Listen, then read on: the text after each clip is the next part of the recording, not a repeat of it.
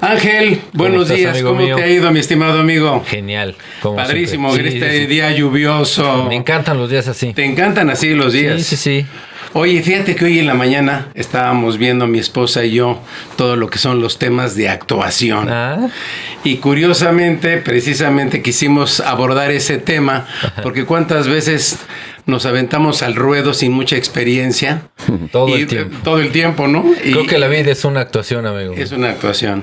Pues fíjate que esto de la actuación es algo tan interesante porque se trata de representar, de expresarse, ¿no? Y hoy nada más y nada menos que tenemos a Rodrigo Murray Prisant. Y como dirían en el Colegio Madrid, presente. Presente. Exactamente. Me sorprendiste. Feliz de la vida de estar aquí entre dos As, Ángel y Alfonso. Encantado de la vida de poder compartir esta charla con ustedes. Y en Privilegio efecto, sí. Tenerte aquí. Exalumno de la Emérita, el Colegio Madrid. Del Colegio Madrid. Oye, antes de que platiquemos de esa gran época que seguramente has de haber vivido, porque todos siempre nos acordamos de la época de la primaria, la secundaria, Sí, la claro. preparatoria, ¿no? Sí. Pero antes de ello, nuestro tema el día de hoy es la actuación. Y en el medio artístico se manejan muchas frases como el show tiene que continuar. Mentira. Sí, eso está heredado por los gringos. The show must go on. Pase lo que pase, hay que hacer el show. A lo mejor estoy metiendo la pata justamente en esta entrevista, pero creo que en el showbiz, ¿no? En el evento que lleva a cabo todo lo que tiene que ver con las artes visuales y con las artes que se presentan frente a un auditorio, por supuesto que hay momentos en donde uno no puede hacerlo, ¿no? Yo me acuerdo, mi padre, por ejemplo, el día que murió su madre, es decir, mi abuela, él fue y dio función. Está bien, hay cierto tipo de cosas que uno no puede evitar, pero si tienes 40 grados de temperatura, no puedes ir al teatro. No se puede dar función. Si tienes COVID, no puedes dar función porque vas a contagiar a todo el mundo. Si tienes un hueso roto, no tienes que dar función porque tienes un hueso, etcétera. Entonces creo que hay momentos en donde esa frase tan memorable justamente de los musicales norteamericanos Así es. no se tiene que llevar tan a cabo. Sí, hay que ser profesional, cuidarse, tratar de evitar cierto tipo de accidentes, no llegar tarde a función, etcétera. Hacer una serie de... ahí radica tu profesionalismo. Pero de que el show puede pararse, claro que puede pararse. A ver, no es lo más importante en el mundo, ¿no? De pronto los actores o los músicos o qué sé yo, la gente, los bailarines piensan que es el evento más importante del planeta lo que están haciendo. Nos creemos demasiado. No, para nada. No eres el ombligo del mundo. Hay, si bien te va, 350 personas afuera. Y 350 personas ya es un muy buen número en el teatro, ¿no? Claro. Para 350 personas, pues les devuelves el dinero, vienen otro día y ya está. No pasa nada, no es que se pare el mundo y ahora te tienen que seguir porque... En fin. ¿Qué es lo que más te apasiona, aparte de hacer teatro, actuación? Es decir, más allá de a lo que te dedicas, ¿tienes otras cosas que sí pudieran ser algo como para detener el mundo para ti? El fútbol. Ah, mira. Soy atlantista. Ah. Y desde niño juego fútbol. Todavía el día de hoy juego fútbol. Y me gusta muchísimo. Soy un apasionado. No soy un fanático, ¿no? Ok. Porque me parece que no lleva a ningún lado la estupidez de golpearle a otra persona o golpear a otra persona porque le va a otro equipo, ¿no? O porque los 11 que están en la cancha no hicieron lo que tenían que hacer y entonces el responsable es el de al lado. Pues me parece un absurdo. O sea, salir a hacer Pero desmanes. no, para nada. Me gusta muchísimo el fútbol. Sí podría parar el mundo de pronto, ¿no? Yo creo que el fútbol incluso sí lo para, sí lo detiene. Hay eventos futbolísticos en donde el mundo está con los ojos puestos en ese espectáculo. Ok. Y ya que estamos tocando el fútbol, seguramente te has de haber echado algunas cascaritas ahí en el patio del Colegio Madrid. Muchísimas ahí. Muchísimas. Ahí aprendí ¿Qué posición jugabas? todo, Ajá. excepto lo que tenía que aprender. No, yo generalmente jugué adelante. Ajá. Nunca fui un gran jugador, tampoco fui pésimo, pero de los que nos divertíamos, ¿no? Y el día de hoy todavía me sigo divirtiendo muchísimo. Juego en el club asturiano y jugamos fútbol claro, pues con la gente de mi generación. Entonces pareciera, uno piensa que está corriendo a toda velocidad y luego cuando los hijos filman o graban el partido con el celular y lo reproducen, pareciera que lo grabaron en cámara lenta, ¿no? O sea, como que unos va ahí, va la pelota y... Pues claro, después de los 50 años, pues todo va para abajo, ¿no? Oye, Colegio Madrid, un colegio formado con unos objetivos muy definidos con respecto a la inmigración española, ¿no? Y tuve algunos amigos que me platicaban de cómo era ese colegio, que ha marcado una pauta muy importante en varias cosas, pero en el tema de la educación. Los chicos podían ir con el cabello largo, ¿cierto? Sí, claro. Cosa que no en todos los colegios se podría permitir, sin uniforme. Bueno, llevamos uniforme hasta el último año de secundaria, en la preparatoria ya no. Hablaba yo, sí, ajá.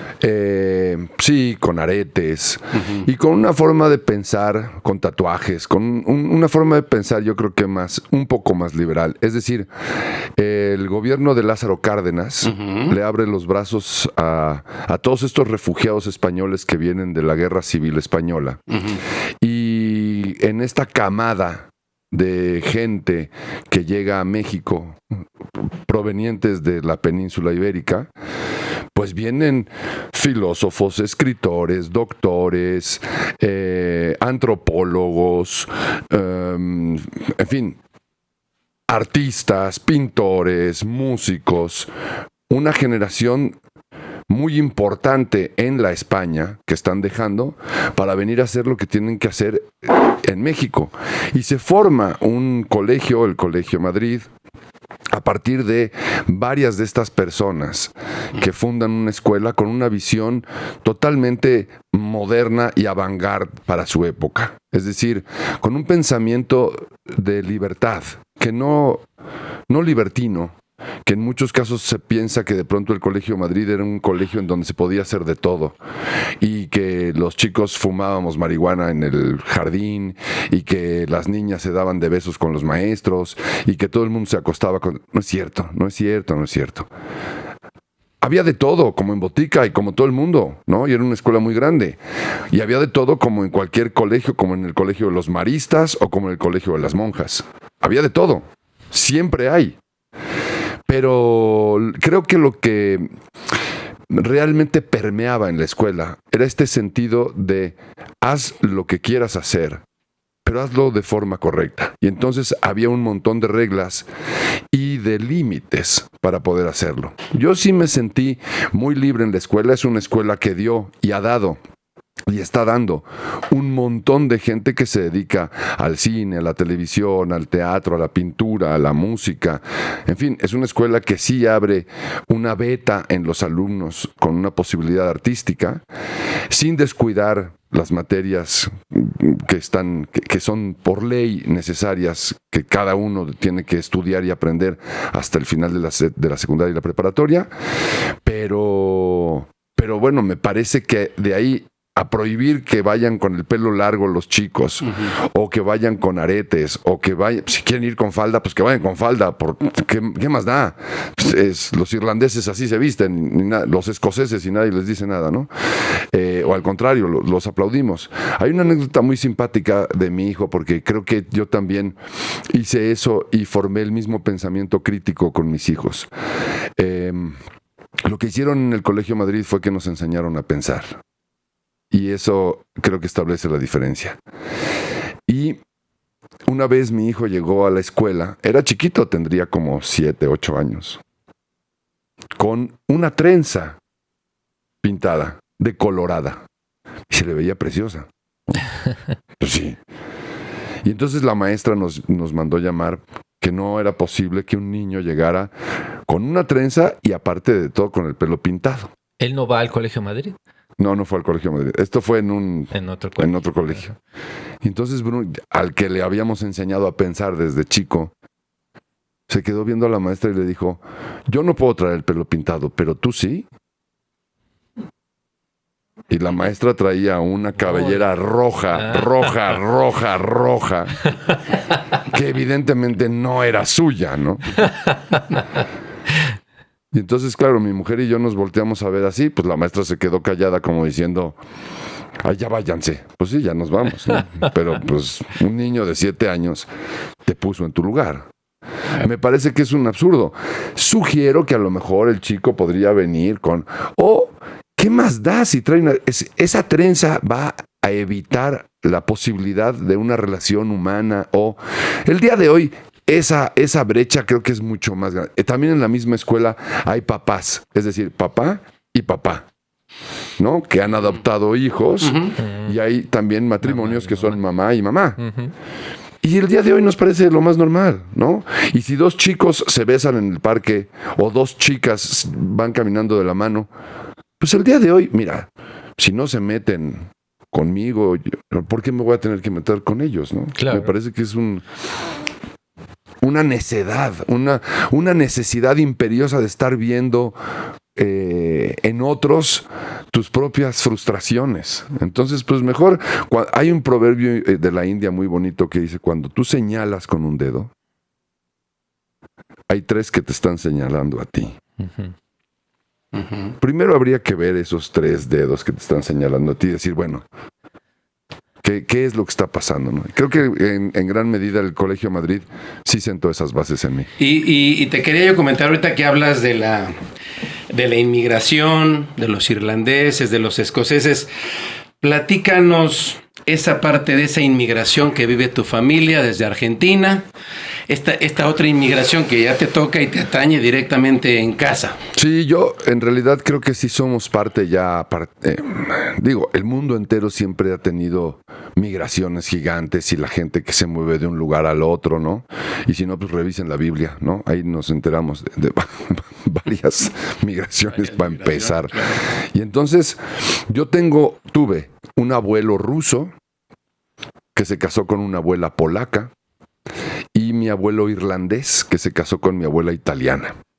Todos ellos migraron a Argentina siendo muy niños y se conocieron ya en Argentina. Ahí se casaron bajo estas condiciones. Mi abuelo ruso y mi abuela polaca judíos y mi abuelo italiano, mi abuela italiana y mi abuelo irlandés evidentemente católicos. Ya es una mezcla muy grande, ya es un principio gigantesco. Mi madre y mi padre nacen en Argentina, hijos de estos migrantes que emigraron en la Primera Guerra Mundial, es decir, a principios de 1900. Estoy hablando hace más de 100 años. Y mi padre conoce a mi madre en Argentina, proveniente de estas 2 familias. Claramente, cuando mi madre se quiere casar con mi padre, la familia judía pues pegó un grito como diciendo, ¿cómo es posible? ¿No? Se va a casar con alguien que no es judío. Por eso creo que el pensamiento de libertad existe en mi casa desde entonces. Porque mis padres están enamorados y eso es más importante que cualquier tipo de fundamentalismo religioso. Y por supuesto que mi madre pues hace a un lado su educación judía, mi padre hace a un lado también su educación católica, se casan y a nosotros nos tienen como libres pensadores, evidentemente. No pertenecemos ni a una ni a otra, sino a todas. Eventualmente yo me voy a casar con una mujer que proviene de Nueva York, hija de un indio de la India, y una italiana, el cual fue educado bajo los cánones del hinduismo. Entonces, no tiene nada que ver ni con una, ni con otra, ni con la otra, sino con todas. Y Sunita y yo, mi mujer, nos casamos con un cura amigo nuestro, con un padre amigo nuestro, jesuita.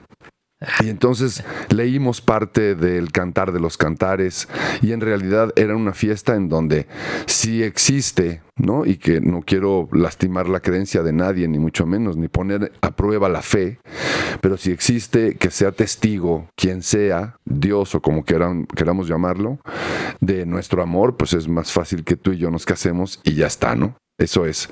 Y ante todos ustedes, y nos tomamos unos tequilas y venga.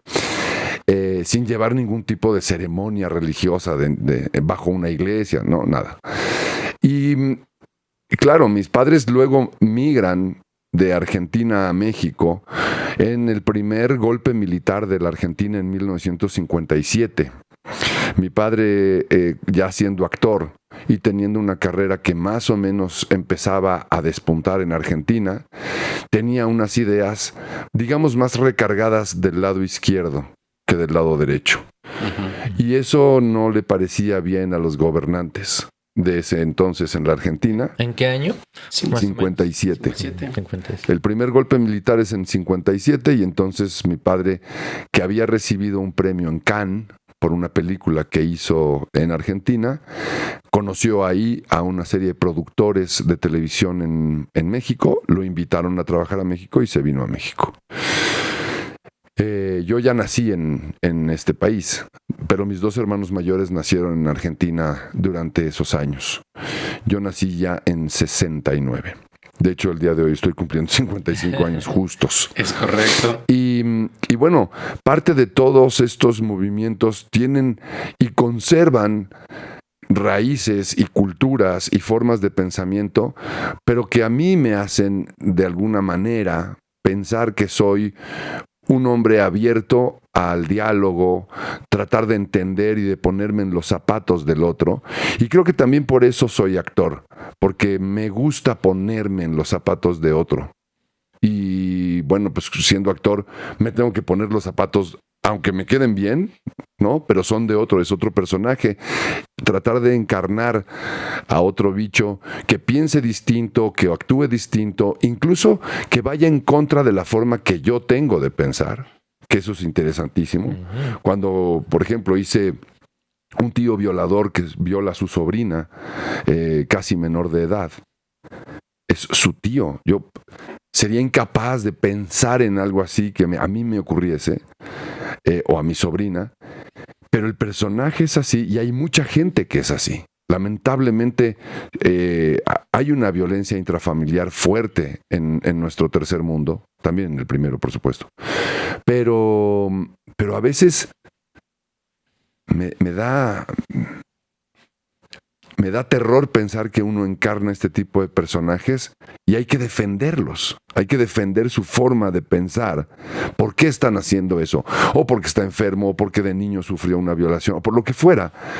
Pero si yo interpreto un personaje con el cual yo no estoy de acuerdo y todo el tiempo lo voy a estar criticando, pues me va a salir muy mal.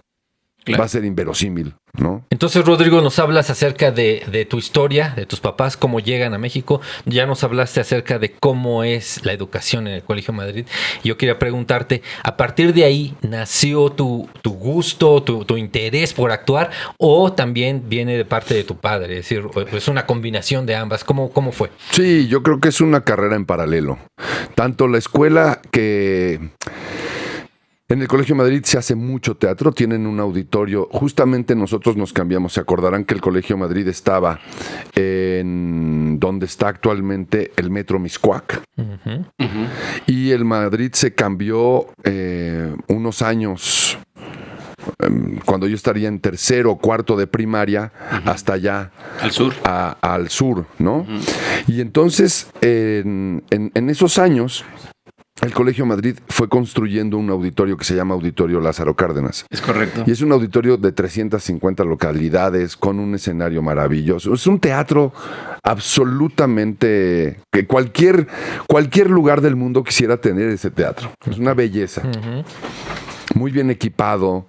Y claro, nosotros teníamos la posibilidad de usarlo como alumnos. Pues constantemente yo estuve montando obras ahí. Al mismo tiempo... A veces mi padre o mi madre o el transporte o a veces nos íbamos con un chofer o no podían pasar por nosotros, nos recogía alguien y nos dejaba o en los estudios América o en los estudios Churubusco o en el Teatro Xola o en el Teatro Insurgentes o en el teatro o en una producción cinematográfica en donde estarían filmando quién sabe en dónde. Entonces siempre me tocaba muy comúnmente pasar tardes haciendo tarea en un estudio o en un foro o entre bambalinas. Claro. Y así crecí. También mis primeras clases de teatro creo que fueron esas, ¿no? No como tal clases sentado o en un taller, sino esas clases y viendo a mi padre cómo era el trato con la gente de intendencia, los técnicos, los directores, los compañeros actores.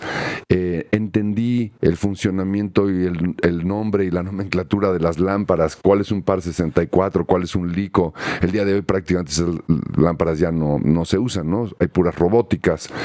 Pero sé cómo se llama el comodín y cuáles son los telones y el bambalinón y la... Paso de gato. Claro, todos los nombres que están dentro de la caja teatral, pues yo las aprendí de niño, ¿no? Como cuando alguien aprende un idioma, ¿no? Un lenguaje y una forma de comportarse dentro de ese teatro o dentro de un foro o dentro de un estudio y siempre absorbiendo la conducta inigualable de mi padre y el buen trato como ser humano que daba al resto de los seres humanos, ¿no? Tratar a todos, no importando quién fuera, un trato de humano a mano. Y entonces eso yo lo viví y él comulgó con el ejemplo, no solamente de palabras, sino yo lo vi haciendo todo eso todos los días. Claro, llega el momento en donde yo empiezo a dedicarme medianamente o profesionalmente hablando a esto, en donde empiezan a pagarme por mi trabajo, y mi padre me detiene y me dice, no, usted, ¿a dónde va? Que usted va a la universidad. No, yo soy actor, no, usted va a la universidad. Y entonces fui a la universidad y estudié literatura dramática y teatro en la UNAM, en la Facultad de Filosofía y Letras, de donde soy egresado y donde doy clases de actuación desde hace más de 10 años en la facultad. Ahí te llegó a dar clase Néstor López Aldeco. Claro, por supuesto, mi querido maestro Néstor López Aldeco. Fantástico ser humano. Que daba la clase de teatro griego. Exactamente, exactamente. Yo estuve por ahí en unos tiempos. Y tuve clases con el maestro Mendoza, Héctor Mendoza, y tuve clases con José Luis Ibáñez, y tuve clases con, en fin, sí hay una formación importante en la universidad y sobre todo porque uno se está codeando con la gente que eventualmente va a ser tu generación, ¿no? Y el día de hoy reconozco la importancia de como alumno haber tenido maestros que en ese momento no estaban en activo, es decir, un director, por ejemplo, Ludwig, que también tuve clases con él, con Margules, pero que también tenía un maestro que era director de teatro, pero no dirigía hacía 20 años. Entonces digo yo, ¿cómo es posible? La idea es justamente que los maestros que estén en activo, ¿no? Sepan más o menos de qué estamos hablando. Por eso me parece tan importante que un actor tenga que dar clases en la facultad. No es yo creo que hay unas cosas como que son dones. A mí me encanta ponerme el personaje del maestro. Y constantemente, tú lo decías al principio, Ángel, la vida es una constante actuación.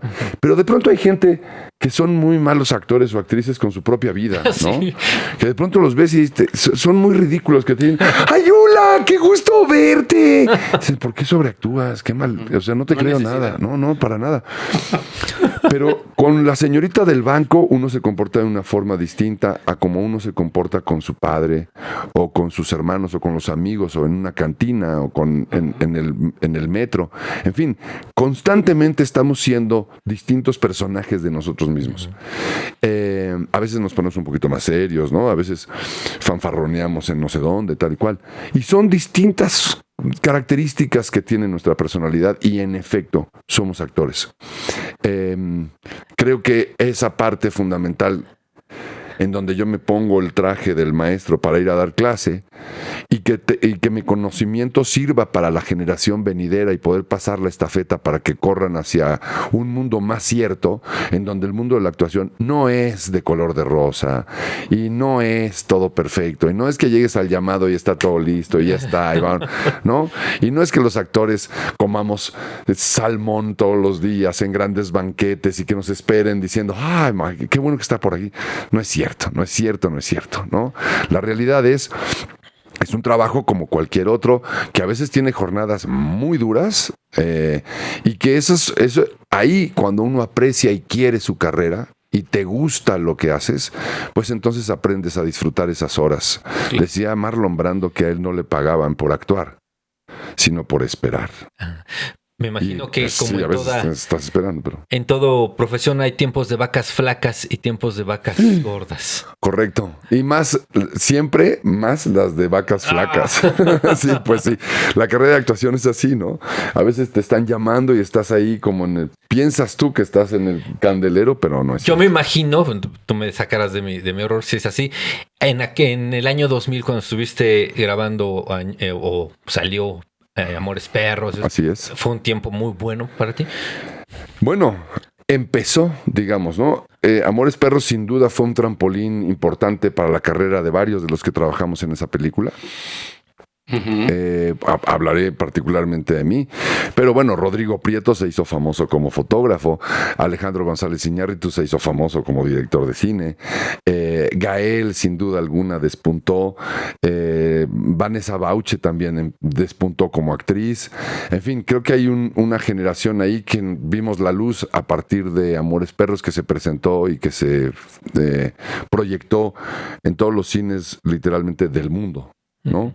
Entonces sí hay un parteaguas de Amores Perros en adelante a antes. Antes, mira, yo me acuerdo que yo leí la película y yo estaba dispuesto a pagar por actuar en la película. Qué bárbaro. Y me pagaron muy poco. Si el día de hoy lo veo en referencia a lo que fue la película, digo, híjole, qué poquito me pagaron. Pero no era una cuestión económica. Creo que ahí sí aplicamos bien el dicho de que no solamente de dinero viven los actores. No, vivimos de otra cosa. Hay personajes que uno estaría dispuesto a pagar por hacerlos y el caso de Amores Perros es uno de ellos. Ahora, sí hubo momentos difíciles. Con mi primer hijo, por ejemplo, estuvimos durante los 5 o 6 primeros años pues estirando la quincena, ¿no? De forma mágica, como muchas familias en el mundo lo hacen. Y sí, en efecto, yo digo, no es de color de rosa, y hay un momento que después de haber picado piedra durante varios años, pues ahora sí que la revolución empieza a hacerte justicia. Claro. Yo que te quiero preguntar, en la parte del emprendimiento, viviste una época muy sustancial, muy buena con tu padre. Ahora vives otra época, madura, etcétera. ¿En qué época fluía más el emprendimiento, las facilidades para emprender, los proyectos, en esa otra generación o en esta? O ya tenemos un cambio radical, ¿no? en el emprendimiento. Qué padre pregunta. Creo que la cabeza del actor va de la mano con la cabeza del emprendedor, del empresario. Empresario. Sí, porque creo que los dos mundos tienen que vivir en el mundo de la imaginación, que eventualmente tiene que llegar a ser terrenal. Pero en un principio, como decía Einstein, si yo no lo imagino, no ocurre. Primero tengo que imaginarlo para que exista. Y creo que los actores hacemos lo mismo. Y los empresarios también. A lo mejor inconscientemente los empresarios. Pero te voy a contar una anécdota, querido Alfonso. Uh-huh. Cuando yo produje mi primera obra de teatro, que fue La Tempestad, mi padre, Shakespeare. Sí, una tempestad con una versión moderna. Porque en lugar de ir en barcos, iban en aviones. Pero la historia es la misma. Estábamos a punto de terminar, Antonio Castro y yo, el director con el que hicimos esa apuesta, y yo producía, estábamos a punto de terminar la producción. Vestuario, escenografía, toda la nómina pagada, 50 representación, en fin, todo un paquete importante y nada más nos faltaban 50,000 pesos.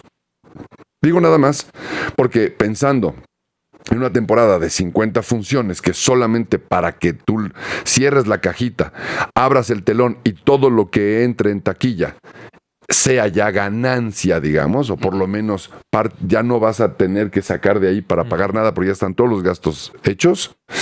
Y entonces yo le dije a mi padre, pues préstame 50,000 pesos, ¿no? soy actor, soy productor. Tranquilo. Tú eres. No, creo que no era tanto el dinero, la cantidad, sino viene de ahí. A partir de aquí viene una lección en mi vida muy importante, porque mi padre me dijo, bueno, está bien, entonces yo voy a ser el productor. Ah, no. El productor soy yo. No, pues a chinga, pues ¿cómo? Sí, bueno, pero no. Ni un peso. Me acuerdo de la cara de mi madre, así como diciéndole, ay, oye, ayuda a tu hijo, está, ¿no? Ni madre, ni un peso. Arréglensela. ¿Quieres tú producir? Aprende a producir.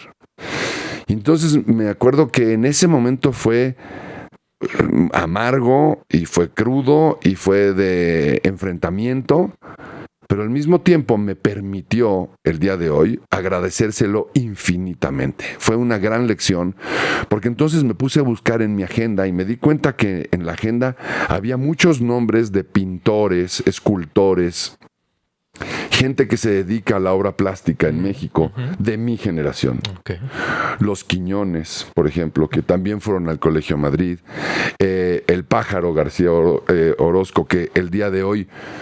Gabriel Orozco, que el día de hoy presentan sus obras en el MoMA y en los museos más importantes de Europa, de nuestra generación del Colegio Madrid. Y entonces se me ocurrió, les voy a hablar, Diego García en ese momento, Diego García del Gallego, en ese momento estaba teniendo una casa de subastas. Y entonces dije, ok. No, claro. No quiero, les dije, no quiero que me regalen obra. Quiero que una de las obras que tengan en su taller, así de las que tengan ahí que les estorben, esa dónenla para la obra de teatro.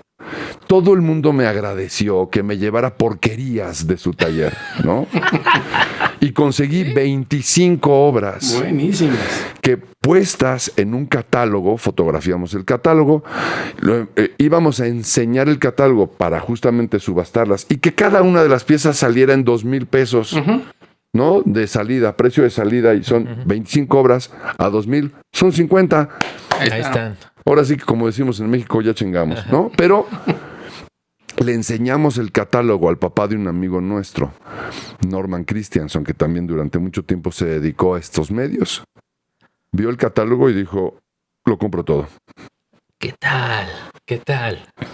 En ese momento mi compadre y yo nos quedamos así como diciendo, ya chingamos. Sí, pero creo que nos están chingando, ¿no?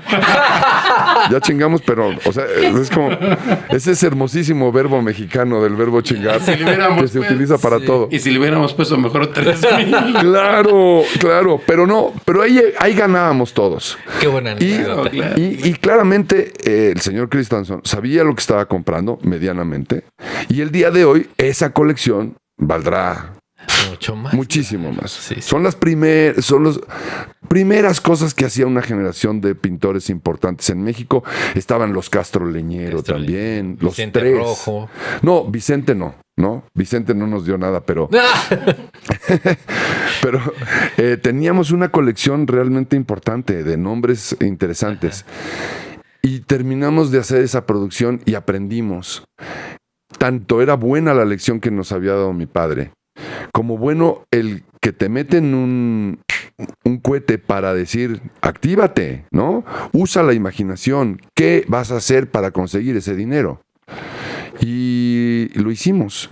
Y creo que la mente del empresario tiene que tener estos juegos de imaginación para pensar ¿por qué es importante lo que estoy haciendo, ¿no? ¿A quién le va a interesar este asunto? Fíjate que ahorita que mencionaste a los artistas, hay un artista que seguro que tú conoces, se llama Enrique Carvajal Sebastián. Más o menos. Ha vendido más o menos como alrededor de 400 obras en subasta. Su récord anda para arriba de los $30,000, ¿no? Unas esculturas padrísimas. Y yo sé que tú tienes una relación especial con este artista. ¿Quieres hablarnos un poco acerca de eso?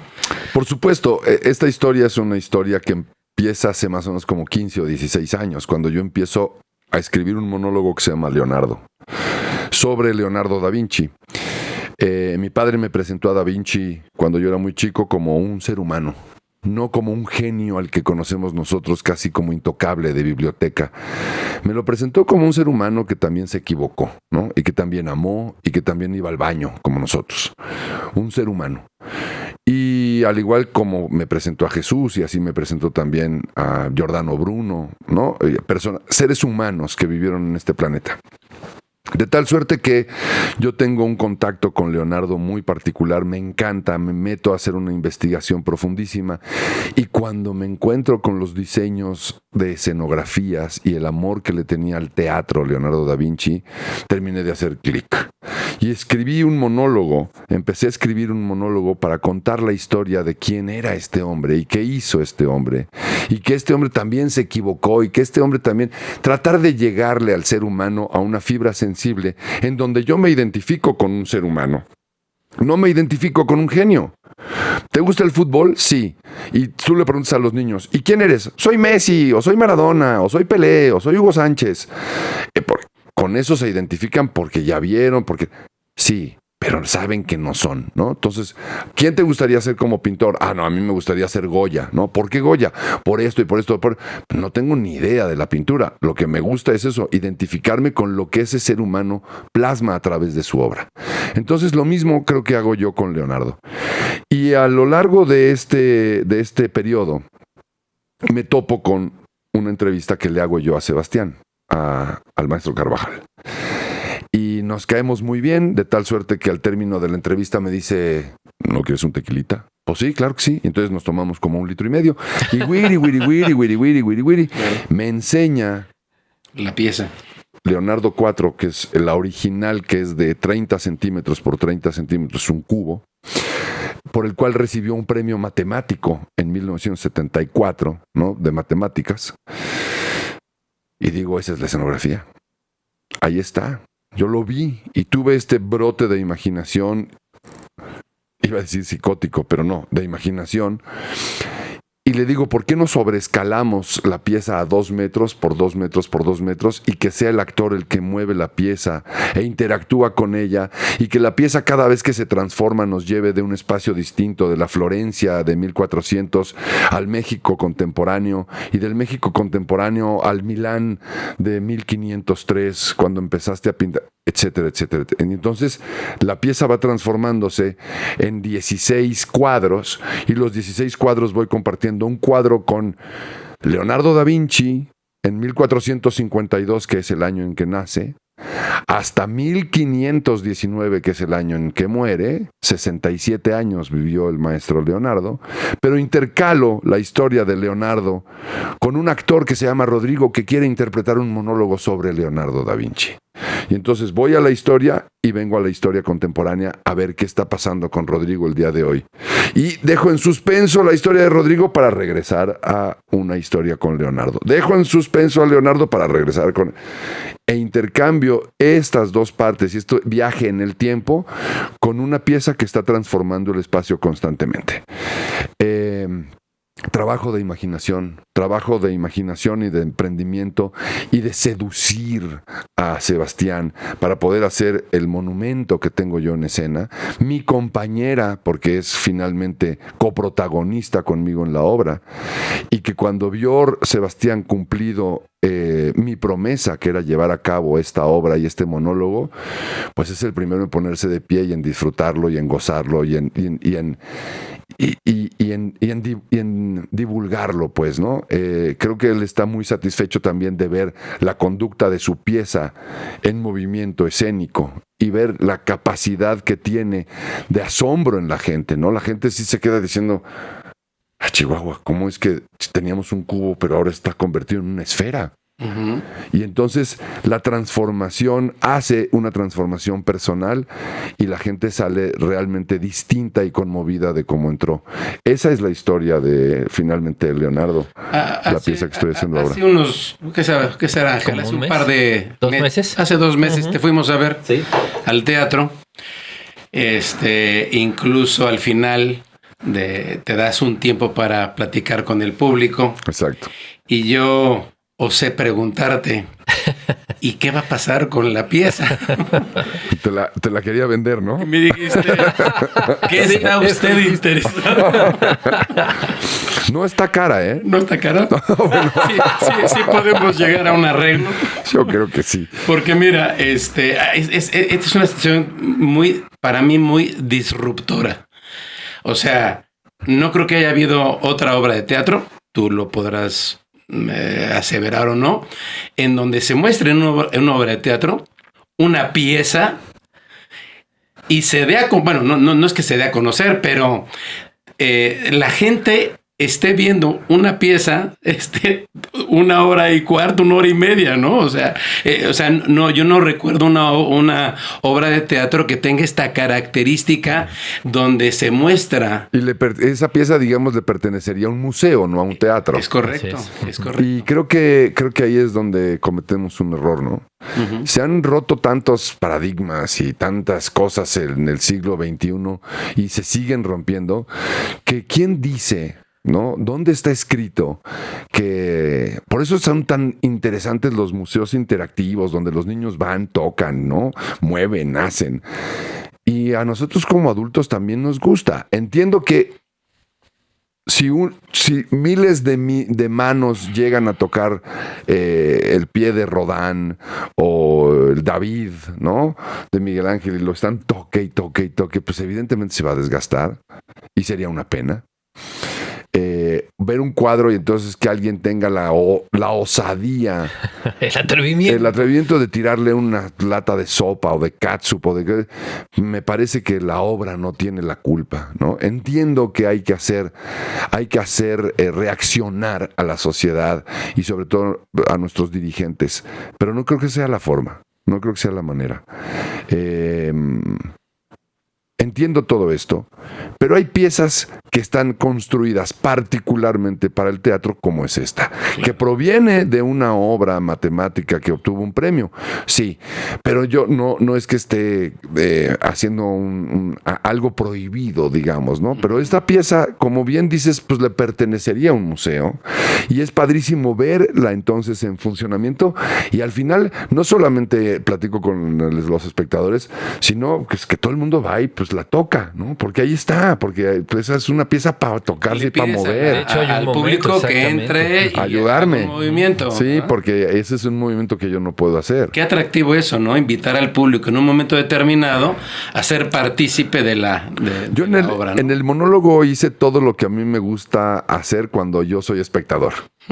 O sea, preguntarle cosas al público, hacer que el público participe, hacer teatro dentro del teatro, todas las cosas que yo desde niño voy y veo en el teatro y me gustan, las quise poner en este monólogo. Uh-huh.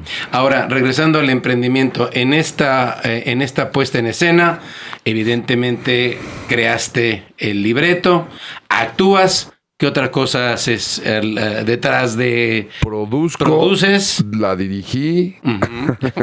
Claro. O sea, trabajé codo a codo con Lu, uh-huh, que es el músico que hace la música original, uh-huh, Luis Ernesto Martínez, que es, entre otras cosas, marido de Nelly, uh-huh, pero creo que su carrera muy distinguida porque es el bajista de La Gusana Ciega, uh-huh, un grupo importante de rock en México desde hace muchos años. Y trabajar con el iluminador también de la mano, que en este caso ya cambió y lo está haciendo Vania, que es la iluminadora que tengo en este momento. Entender con todos igualmente yo quería llevar un vestuario y unas barbas y una peluca de Leonardo que fueran terriblemente feas. Y lo logré. ¿Por qué feas? Porque es un actor mediocre, que está tratando de hacer un monólogo y que no tiene la parafernalia para poder hacerlo. No es que vaya y le pida a Orcasitas, ¿no? El mejor peluquero de México, que le haga una peluca como Leonardo, o una camisa que realmente sea de seda, de turquesa, así hermosa como eran las de Leonardo, sino una cosa que a la vista salte y digas, ¿y eso qué es? Y entonces cuando la gente se está empezando a preguntar, ¿y esto qué es?, suena un celular en escena. Y hay un rompimiento, entonces la gente dice, ¿what? ¿Qué estoy viendo? El emprendimiento en relación a todo esto, entender qué es lo que a mí me gusta ver en el teatro. ¿Cómo lo quiero ver? ¿Cuánto va a costar? Tenemos los fondos, tratar de seducir a Sebastián, dirigirla, cuántos meses trabajé durante mucho tiempo con una pieza original, no tenía el monstruo construido. Y entonces, pues sí son muchas de las cosas que yo hago ahí, porque son muchas las preguntas, las dudas, las respuestas, y entonces la oferta que yo le doy al espectador con este proyecto. Y que todo eso está resumido, como bien dices, en 1 hora y cuarto. Pero son Qué bien. 15 años de trabajo. Fíjate, Rodrigo, que aquí en La Chimenea nos gusta mucho viajar en el tiempo, hacer uso de la imaginación. Y muchas veces a nuestros invitados les preguntamos si pudieras viajar en el tiempo a un lugar, a una época, a algún momento que te sea trascendental, ¿cuál sería, no? Lo he pensado muchas veces y me encantaría, y son muchos los lugares, pero voy a decir uno, ¿no? En particular. Hacia finales de 1400, Leonardo fue socio de Botticelli en un restaurante en Florencia. Me hubiera encantado llegar ahí a tomarme una grappa, es decir, este destilado de uva, y pedirle a Leonardo que me sirva lo que quiera, ¿no? Llegar y decir, buenas noches, maestro. ¿Cómo está el maestro Botticelli? Ahí metido en la cocina haciendo la pasta. ¿Me podría dar lo que van a servir el día de hoy? Sí, con mucho gusto. Enseguida salgo. Gracias. Creo que sería un momento en donde dirías, ¿what? Sí, en efecto, fueron socios en un restaurante. Le encantaba la cocina a Leonardo. De hecho, tiene un recetario importantísimo y muchos inventos que él propone justamente para la cocina que los llevamos el día de hoy a cabo en el mundo moderno. Y quizás la cocina no era muy buena, pero estoy seguro que los platillos estarían muy bien servidos, ¿no? Claro. O por lo menos muy bien decorados. Y seguramente a lo mejor le preguntarías al respecto de toda esta creatividad que llegó a tener, desarrollar una serie de novedades para la época y que seguramente esto le provocó equivocarse, frustrarse, Claro. no lograr alguno de ellos y tirarlo a la basura, ¿no? Cuántas cosas se han de haber ido a la basura y nadie lo sabrá. ¿Te has caído? ¿Cómo te has levantado tú en tu vida personal y en tu vida profesional? Bueno, en mi vida personal creo que pues como todos, ¿no? Con amores, desamores, pérdidas, frustraciones por no obtener de pronto el trabajo o la calificación querida después de haber hecho el esfuerzo, pero entonces te das cuenta que no fue el 100%, sino fue el 97% o menos. Y a base de prueba y error, prueba y error, prueba y error. En el trabajo, hasta que finalmente se entendió, ¿no? Por lo menos lo entendió mi cabeza, que, como decía Leonardo, el éxito es una cadena con eslabones fracasados. Creo que ese es el éxito, finalmente. Entender que hay que picar piedra muchas veces y que te vas a caer muchas veces.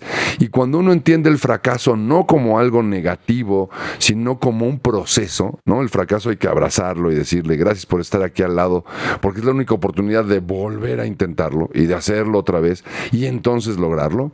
O a lo mejor no, pero entonces volver a intentarlo para ver si vuelvo a fracasar y entonces volver a intentarlo para ver si... Creo que cuando uno entiende eso, la vida cambia. Hay formas de verla distinto, ¿no?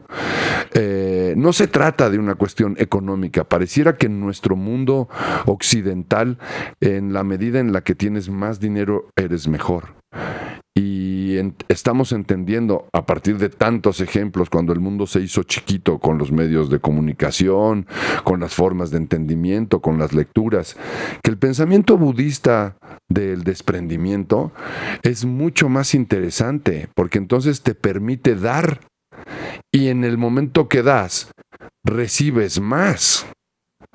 En lugar de solamente tener y juntar y no prestarle a nadie, y el balón es mío, ¿no? Y tú no juegas, ¿no? Pero si el chiste de una pelota es jugar, ¿no? Creo que está cambiando un poco esa forma de pensar, y en donde lo que tenemos que hacer es intentarlo y dar para recibir más, ¿no? Es, por lo menos así a mí me ha funcionado. Sí, me caí muchas veces, por supuesto, como todos.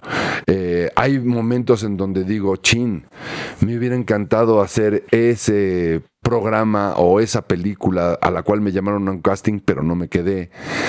O me hubiera encantado, o en este momento no puedo aceptarlo porque tengo otro proyecto, y entonces se convierte en un happy problem. Es un problema fantástico, ¿no? Poder decir, chin, no puedo hacer esta película, pues porque estoy haciendo otra, ¿no?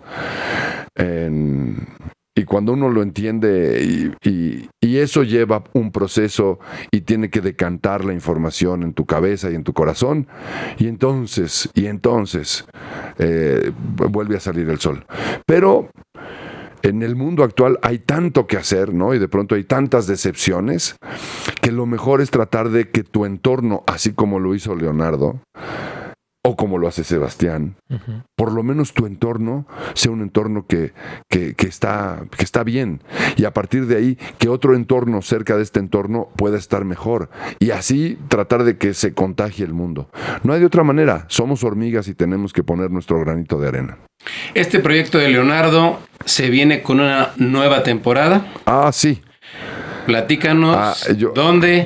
¿A qué horas? Porque los empresarios te están escuchando, te van a ver y dicen, queremos ponerle billete a... Me encanta. Y de hecho voy a hacer una petición ahora para ver si a alguien le interesa acercar el hombro. Empiezo el 29 de julio en el Teatro Milán. A las 8:30 de la noche. El Milán es el que está en la calle Lucerna 62. Un hermosísimo... Sí, claro, pero ese es el Lucerna. Ustedes fueron al Foro Lucerna, al que está arriba. Ahora voy al Teatro Grande, al que está abajo.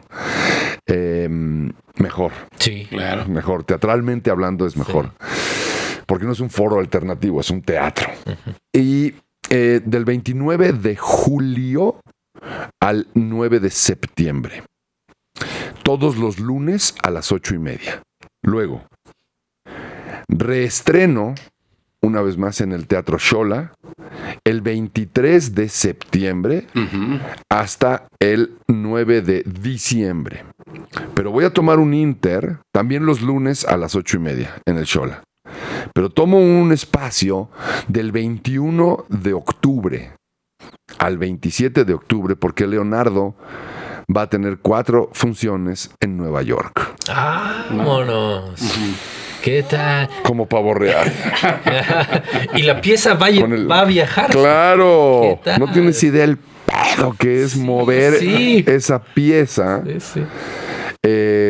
Y claro, invito a empresarios, si saben cómo mover un pedazo de Sebastián, ¿no? Un pedazo de Sebastián de 2 metros por 2 metros, a que me contacten, a que hagan contacto con nosotros, porque pues tiene que llegar de México a Nueva York, dar 4 funciones en Nueva York y regresar, ¿no?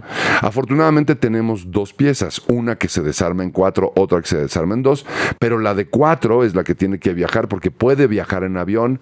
Lo único es que estoy terminando de entender cómo es el mecanismo de cuándo sale, cuándo llega, qué clase de mudanza tiene que llevarla de un sitio a otro. En fin, la logística de todo esto no es cualquier cosa, no llevas una maleta, ¿no?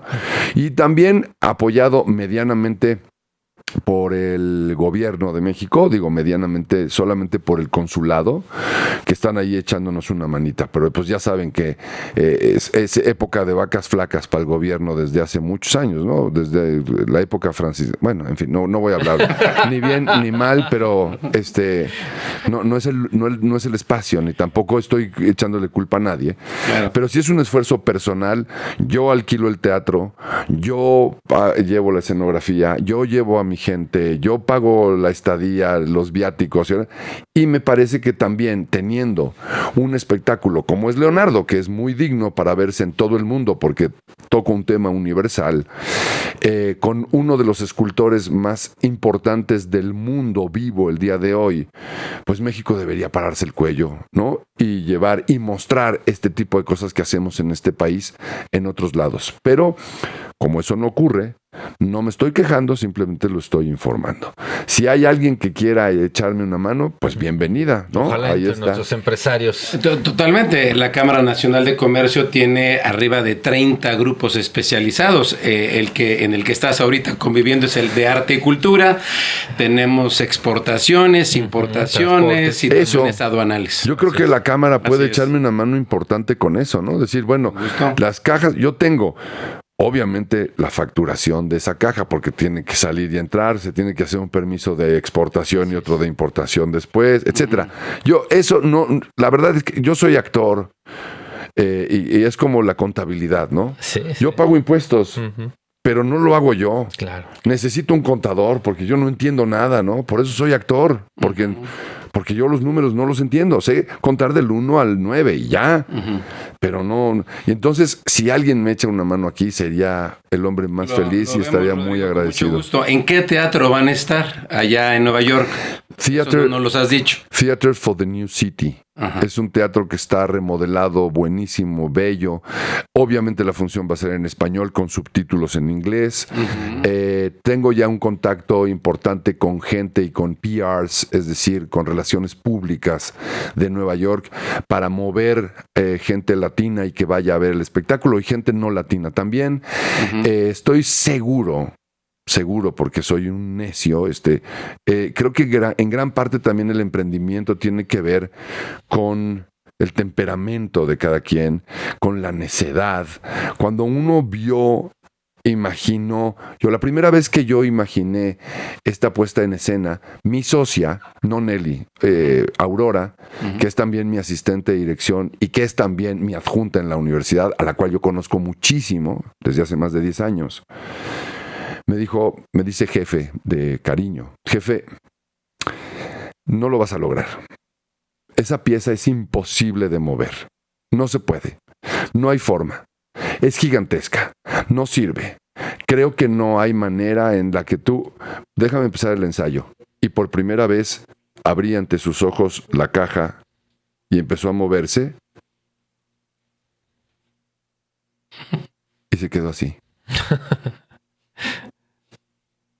Y se quedó así varios minutos diciendo, ahí hay algo que es mágico.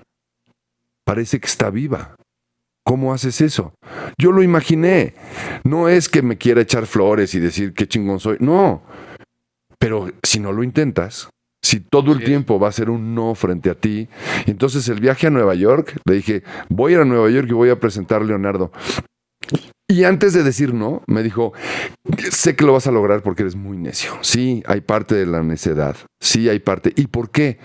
Eventualmente yo sé que en Nueva York me van a volver a invitar. Pero tienen que verlo.